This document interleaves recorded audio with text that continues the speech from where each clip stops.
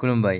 दिनै 9 एप्रिल 2025 गिबियावनो गोजोन फुंबिलिनि गाहाम हामलायनायखौ बयनिसिमबो जासिनाय थाबाय। राशिफोरखौ फरायनायनि सिगां आंनिफ्राय आनान गसाइनिसिम आरज खालामनाय जायोदि दिनैनि साना बुहुमनि साफ्रोमबो सुबुंफोरनि थाखाय गाहामैनो गाहाम बारलांनो हायो, जेबो खैफोद आफोद जायालासे। फैदो दानिया दिनैनि राशिफोरखौ खोनासंनो दिनै गिबियावनो दङ मेष राशि। रां थिसननायजों सोमोन्दो गोनां थिरांथाफोरखौ सांग्राङै ला। हाखु-दाखु खालामनायनिफ्राय गोजानाव था। आद्रा थानाय हाबाफोरा हरखाबै आबुं जानो हागौ। मेष राशिनि खाफालगोनां अनजिमाया 6, गाबा गोथां। बृष राशि। आयनि गोदान फुंखाफोरा गेवनो हागौ। सोलोजों खामानि मावनो हागौ। जायखिजाया थाबथानाय खामानिया सानजौफुआव गोख्रैयै दावगागोन। बृष राशिनि खाफालगोनां अनजिमाया 3, गाबा सोमखोर गाब। मिथुन राशि। फालांगियाव गोब्राब नाजानाया फिथाइ होगोन। गोदान डिलफोरा जाफुंसारगोन। गोबाव समनिफ्राय थाबथानानै थानाय आयदाया दिनै सुस्रांजानो हागौ। मिथुन राशिनि खाफालगोनां अनजिमाया 8, गाबा गोजा।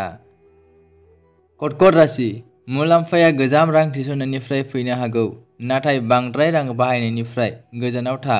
नोंथाङा गुबुन हादोर एबा गोजाननि जायगाफोरनिफ्राय मोजां खौरां मोननो हागौ।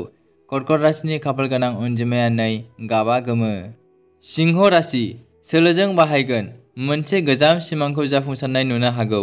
सिंह राशिनि खाफालगोनां अनजिमाया 9, गाबा सोमखोर गाब। कन्या राशि। आद्रा थानाय रांखौ मोननो हागौ आरो राङारि बिथिङा समानथि थागोन। सोरजिलु हाबाया गोसो बोनो हानाय जागोन आरो बाख्नायनायबो मोनगोन। कन्या राशिनि खाफालगोनां अनजिमाया 3, गाबा गुफुर। तुला राशि। रांनि बोहैनाया सोलिबाय थागोन, नाथाय नाङै खरसानिफ्राय गोजानाव था। मोनसे सोमोनांथाव जाब्रबथाया नोंथांखौ मोनसे गोदान दिगाव लानो हागौ।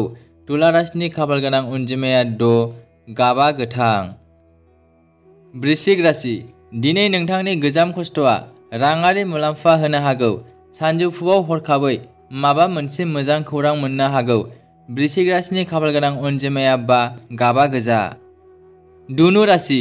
खरसाया हरखाबै बांनो हागौ, नाथाय जुदि सामलायनाय जायो अब्ला आद्रा थानाय रांखौ लाखिनाय जागोन। दावबायनायनि बिथांखिखौ हरखाबै बानायनो हागौ। धनु राशिनि खाफालगोनां अनजिमाया 1, गाबा गोजा। मकर राशि। थाबथानाय रांखौ मोनफिननायनि जाथावना दं।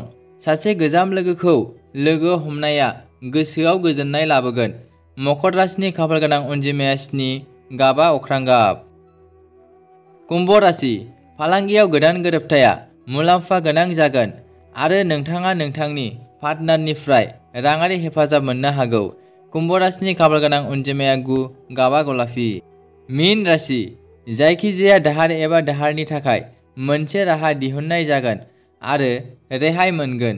सिनाय मोनै खुसिफ्रा सौग्रावनो हागौ। मीन राशिनि खाफालगोनां अनजिमाया 4, गाबा गोसोम गाब। दिनैनि राशिफोरनि एसेनोसै। गोजोन्थों।